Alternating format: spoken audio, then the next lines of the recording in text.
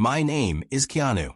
I learned that sometimes the clearest sign someone doesn't respect you is how they treat you in public, when they think you won't do anything about it. I'd been with Vera for almost 4 years when she humiliated me on our vacation at a Caribbean beach and lost me in the process.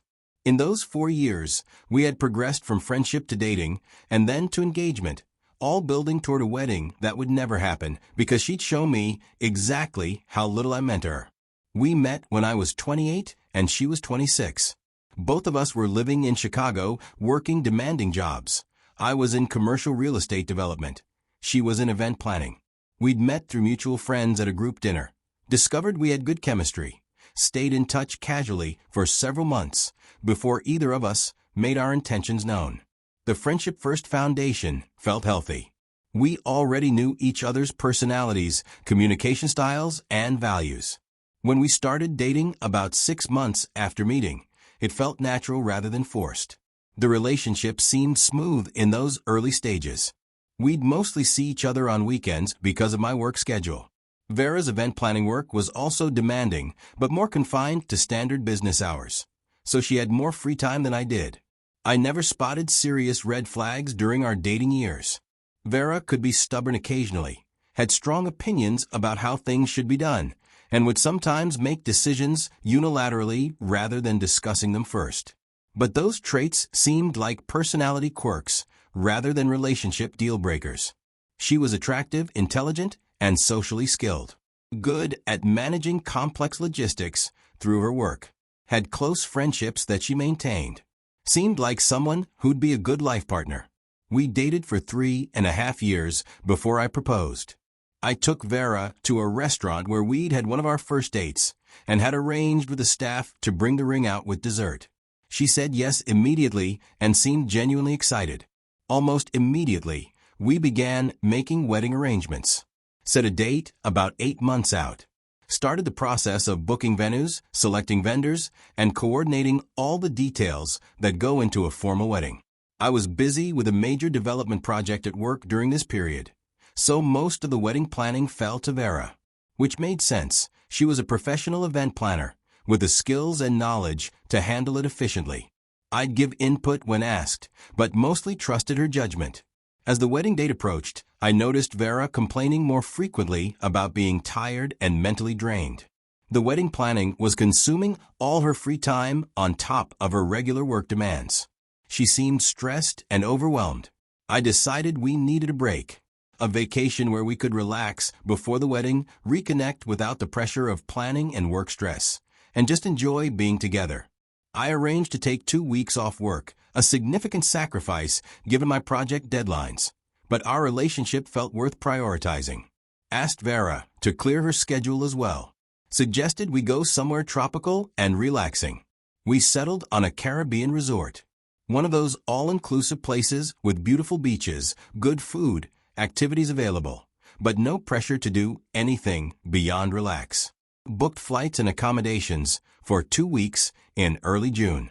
The trip was supposed to be about reconnecting, about remembering why we decided to get married in the first place, about entering our wedding with renewed energy and closeness.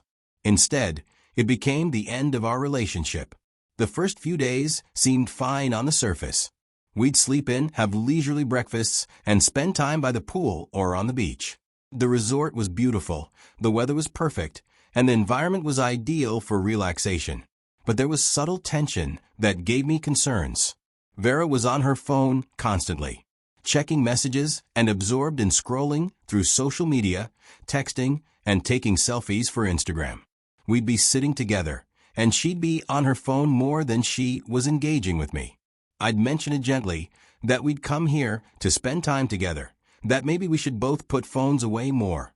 Vera would agree, but then be back on her phone 20 minutes later.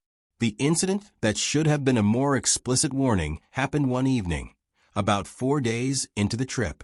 We went to a beachfront restaurant at the resort, a nice place with live music and a good atmosphere. We were having drinks at the bar before our table was ready. A guy approached, another tourist, probably mid-30s, American accent. Started making conversation with Vera. asking where she was from, how long she was staying, the usual tourist small talk.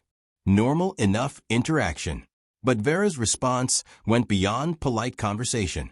She was flirting and laughing hysterically at his mediocre jokes, touching his arm when she talked, angling her body toward him in a way that excluded me from the conversation. The guy clearly didn't realize I was with her. Thought she was solo or there with a friend. His attention was entirely on her.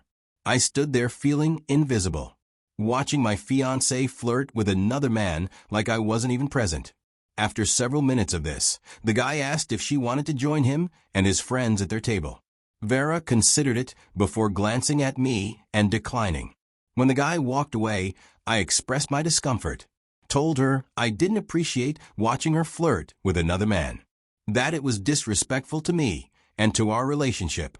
Vera's response was dismissive, said she'd been doing it right in front of me, which meant it was harmless, that she was just being friendly, just playing around, that if she'd wanted to hide something, she wouldn't have done it where I could see.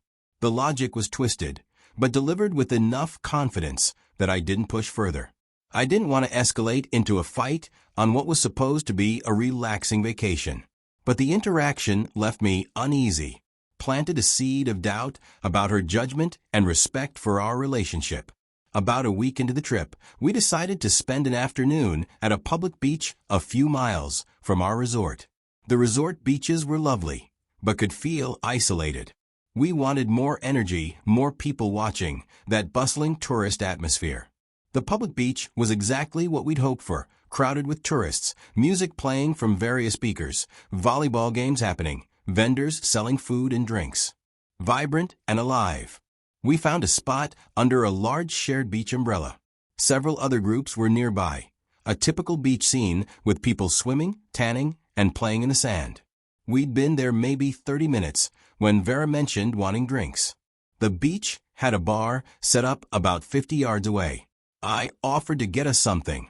She told me what she wanted, a frozen rum drink, particular about the flavor. I headed toward the bar. The bartender was busy, and the line was longer than expected. I stood, waiting for 10 minutes, watching the crowd and enjoying the atmosphere. While waiting, I glanced back toward where we'd set up. Could see Vera under the umbrella from that distance.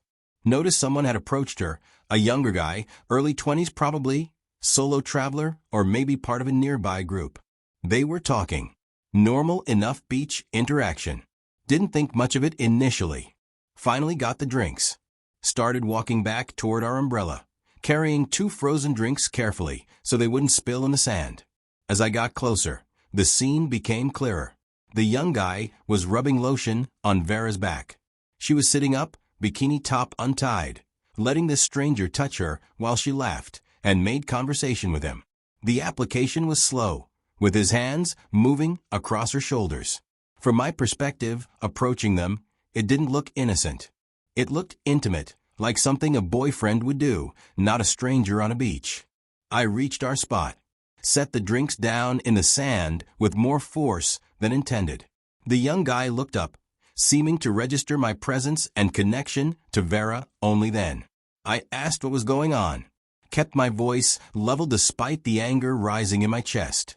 Vera rolled her eyes at me, with this smirk that communicated how unreasonable she thought I was being, then told me to relax, that she just asked him to put sunscreen on her back. Added that if I was jealous, I should go home. The tone was mocking, dismissive, not embarrassed that I caught her in a questionable situation, not apologetic for the optics, just contemptuous of my reaction. Then she turned back to the guy and continued laughing with him, made some comment about what she had to deal with, framing me as the problem, the jealous, controlling fiancé who couldn't handle her being friendly. The young guy looked uncomfortable now, realizing he'd stepped into relationship drama. But he didn't immediately leave, just stood there awkwardly. I felt humiliation wash over me, that specific burning shame that comes from being disrespected publicly by someone who's supposed to care about you. She'd chosen to mock me in front of a stranger rather than acknowledge my legitimate discomfort. In that moment, something clicked. To me, this wasn't about sunscreen. This was about respect. About how Vera saw me and our relationship, about what she thought she could do without consequences. And I realized I had a choice. I could cause a scene, yell, argue, demand an apology, force a confrontation right there on that crowded beach. Or I could simply leave. I chose silence over argument. Reach down and grab the small backpack I'd brought with our beach essentials, wallet, phone, room key, and my shirt. Stood up without saying another word. Started walking toward the beach exit. Vera called after me. Something sarcastic about me being dramatic. But she didn't follow. Probably thought I'd cool off and come back within an hour. She'd miscalculated. I got back to the resort and went straight to our room. Began packing methodically. All my clothes, toiletries, documents, and everything I'd brought. I left Vera's belongings untouched. Just gathered my things into my suitcase. Checked flight schedules on my phone. Found a flight back to Chicago leaving that evening. It was significantly more expensive than our planned return flight a week later. Had to pay full last-minute fare plus change fees. Worth every penny. I booked the flight and called a taxi to take me to the airport. I put my phone on airplane mode. I later found out that Vera had tried to call while I was in the taxi. Her calls went to voicemail because my phone was in airplane mode. She probably assumed I'd just gone back to the room to sulk. Hadn't realized yet that I'd actually left the resort. I arrived at the airport about 2 hours before the flight. Checked in, went through security. Sat at the gate with my phone still on airplane mode. The flight was about 4 hours. I kept airplane mode on the entire time. Didn't want to deal with calls or messages while trapped on the plane. I used the time to think, to process what had happened and what it meant. This wasn't about one incident on a beach. This was about a pattern I'd been ignoring or minimizing for months. The stubbornness I'd seen as a personality quirk. The unilateral decisions. The flirting at the restaurant. The constant phone use. The dismissiveness when I expressed concerns. All of it pointed to someone who didn't prioritize me or our relationship. She did what she wanted without considering the impact. She expected me to accept whatever behavior she chose without complaint. And the beach incident had crystallized everything. The mocking tone. The public humiliation. The refusal to acknowledge legitimate boundaries. That wasn't someone ready for marriage. That was someone who saw me as optional, disposable. Someone whose feelings didn't really matter. I couldn't marry that person. I couldn't build a life with someone who'd treat me with contempt when I expressed discomfort with her behavior. I landed in Chicago around midnight. Turned my phone service back on while waiting for my luggage. My phone immediately started buzzing. Dozens of voicemails from Vera. Text messages progressing from confused to concerned to angry. The early messages, when she'd gotten back to the room and found me gone, were confused. Asking where I was, whether I was okay. Then, there were messages from a few hours later, when she'd realized I'd actually left the resort. More panic now. Demanding to know what I was doing, why I'd left, telling me this was immature and dramatic.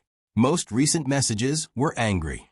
Accusing me of abandoning her on vacation. Calling me controlling and jealous. Saying she couldn't believe I'd overreact like this. No apologies. No acknowledgement that her behavior had been inappropriate. Just anger that I'd had the audacity to respond by leaving. I read through all the messages without responding. Then I blocked her number. I got home to my apartment around 1:30 in the morning. Unpacked. Tried to sleep but couldn't. By morning, I'd made my decision entirely. The wedding was off. The relationship was over. I sent a message to the group chat we had with friends who were involved in wedding planning. Just a brief statement.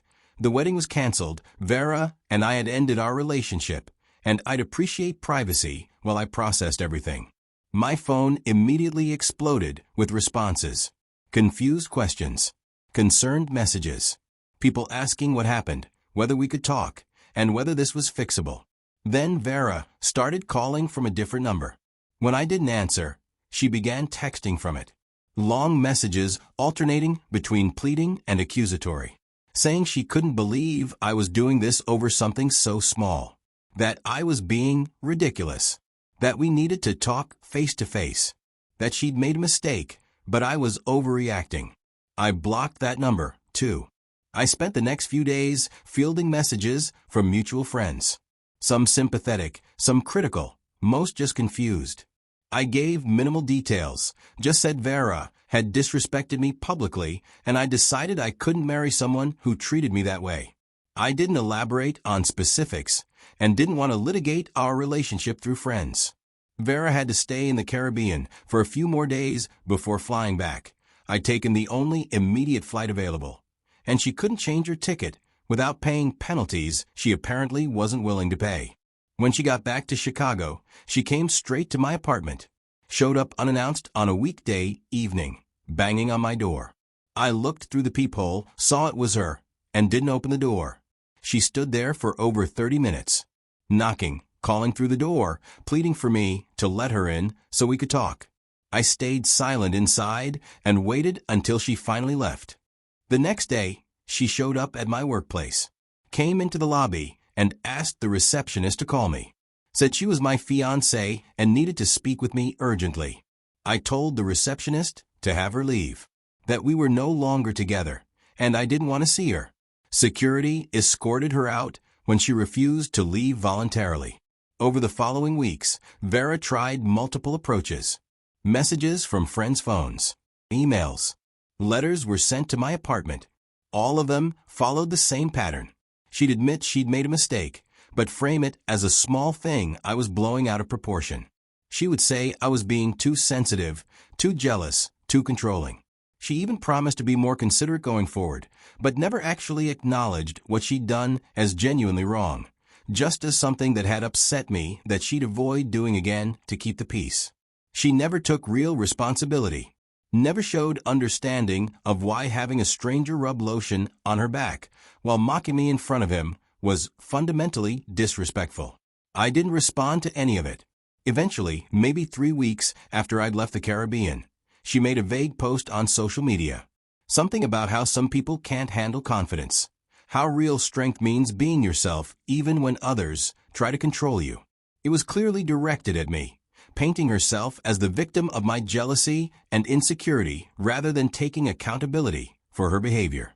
I didn't respond, didn't clarify or defend myself publicly, just let her have whatever narrative she needed. I spent the following months processing everything. I canceled everything for the wedding, lost deposits on several vendors, venue, caterer, photographer. It's worth it to avoid marrying someone who'd shown me she didn't respect me. I eventually told family and close friends the full story, not as gossip, but as an explanation for why I'd ended an apparently good relationship so abruptly. Most people understood. A few thought I'd overreacted, that couples work through disrespect, that walking away so definitively was extreme. But the people who knew me best, who'd seen how Vera had treated me over the years when I'd mentioned minor incidents casually, weren't surprised. Said they'd had concerns but hadn't wanted to interfere. I wished they'd said something sooner, but understood why they hadn't. Looking back now, almost 2 years since I left that beach in the Caribbean, I understand everything more clearly. I learned that how someone treats you in public reveals how they actually see you. Vera had felt comfortable mocking me in front of a stranger because she didn't fundamentally respect me. My feelings, my dignity, my boundaries, none of it mattered as much as her doing whatever she wanted in the moment. I learned that conflict avoidance enables bad behavior. Every time I dropped an issue rather than addressing it fully, I'd communicated to Vera that her behavior was acceptable, that I'd complain but ultimately tolerate whatever she did. I learned that engagement and wedding planning can create momentum that pushes you toward marriage even when the relationship isn't right. I'd gotten caught up in timelines and logistics and lost sight of whether I actually wanted to marry this specific person. I learned that walking away immediately from disrespect is sometimes the healthiest response. Not every situation requires extended discussion or attempts to fix things. Sometimes the clearest communication is simply leaving. Most importantly, I learned that self-respect requires action, that I couldn't preserve both my dignity and a relationship with someone determined to disrespect me. That choosing myself over a broken relationship wasn't selfish. It was necessary. Some people still think I overreacted. That leaving her on a Caribbean beach over sunscreen was extreme. That calling off a wedding over one incident was rash. But those people didn't see the pattern. I didn't experience the accumulated disrespect. I didn't feel the humiliation of being mocked in front of a stranger by the person who claimed to love me. The sunscreen incident wasn't the problem. It was the final, crystallizing moment that revealed the problem. Vera didn't respect me. Probably never had fully. I had seen myself as someone who'd tolerate whatever she did because I loved her, we were engaged, and too much was invested to walk away. She'd miscalculated. When she told me to go home if I was jealous, she'd meant it dismissively as mockery. She expected I'd absorb the humiliation and stay because the alternative was too drastic. Instead, I'd taken her at her word and gone home. I ended the relationship and chose my dignity. And I've never regretted it. Not for a single moment. Because I know what the alternative would have been. Marrying someone who didn't respect me. Spending years or decades being mocked, dismissed, and expected to tolerate it. Becoming smaller and smaller to accommodate someone who'd never accommodate me. That future was worse than any short-term pain of ending the engagement. Vera had shown me exactly who she was on that beach. I'd believed her and acted accordingly. She'd expected me to accept being humiliated. But respect isn't negotiable. Dignity isn't optional. Best decision I ever made.